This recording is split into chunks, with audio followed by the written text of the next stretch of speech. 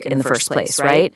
So that's exactly where our source, the Young Turks, begins their investigation. How does the BLS actually do its job? And to shed light on this, the source highlights this quote from a former labor secretary, Elaine Chao. And her point is pretty crucial. The person at the top, the commissioner, isn't supposed to be down in the weeds, messing with the raw data. The whole system is designed to have a firewall between the political appointee and the career professionals who actually compile the numbers. So the source breaks down the process to show how these layers of separation are meant to function. You have the career statisticians. These are nonpartisan government experts. They're the ones who compile everything. Then, an expert commissioner, someone with serious credentials, reviews it and gives the okay. And only then are the numbers released to everyone, the public, the markets, all at the exact same time. And this is why this whole thing is such a big deal, and why it's not just another political squabble. The source stresses that financial markets, Wall Street, news outlets like CNBC, they absolutely depend on this data being neutral and accurate. Billions, maybe trillions of dollars in investments are made based on the belief that these numbers are legit. All right, so let's move on to the heart of the investigation. Let's follow the numbers. What did that jobs report, the one that came out right before the election, actually say? And right out of the gate, the analysis points to this massive contradiction. The claim, remember, was that phenomenal numbers were released. But what the source finds is that the numbers that actually came out were considered really weak. In fact, they were widely described as dismal at the time. Now let's walk through the source's timeline, because the details here are key. On November 1st, just before the election, the report comes out showing super weak job growth, only 12,000 jobs. On top of that, numbers for previous months were actually revised down. At the time, conservative media reportedly called it a catastrophe and good ammunition for Trump. Then what happens after the election? Those October numbers get revised, but they get revised upward. That's the complete opposite of the claim that they were rigged to be high and then secretly revised down. Okay, so this is where the analysis from the source takes a really interesting turn. It moves beyond just fact-checking the numbers and starts asking a question about motive. The source presents what it sees as a central paradox in Trump's logic.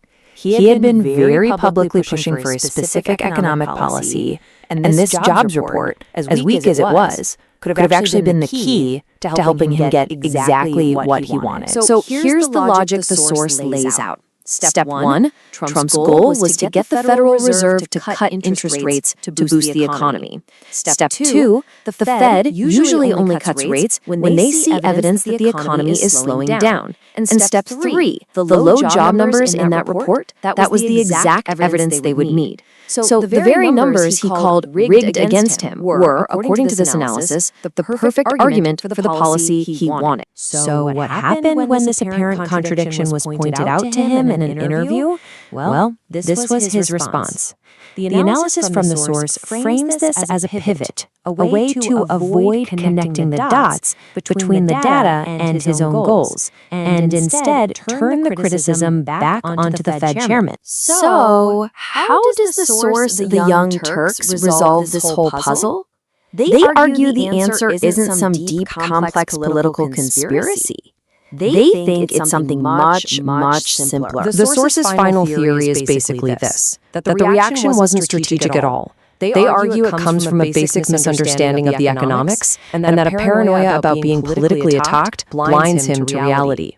In their view, it's just an emotional reaction to seeing low numbers that completely overrode any kind of strategic thought. And the source pushes this idea further, stating their belief that the issue is a refusal to, and I'm quoting them directly here, do just a tiny bit of homework on these concepts. The source boils its whole theory down to this pretty blunt take. The reaction was driven by ego, not strategy. As they put it, because it affected his ego and he's a dumbass. And with this final, very blunt quote, the source wraps up its analysis, basically arguing that there is no deeper strategy to uncover here. The source leaves us with this final thought to chew on. When you have a powerful political narrative crashing head-on into cold economic data, what is it that really gets revealed in the end? And it suggests that sometimes, when you dissect a complex theory, you don't actually find a conspiracy. What you find is a revealing look into the perspectives, the understanding, and the motivations of the person making the claim.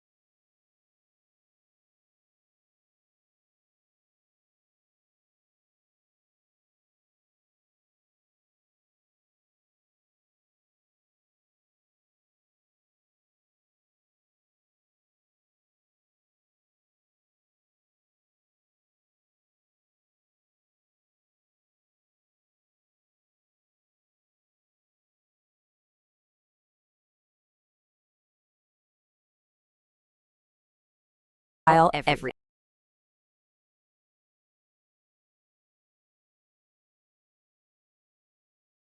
every every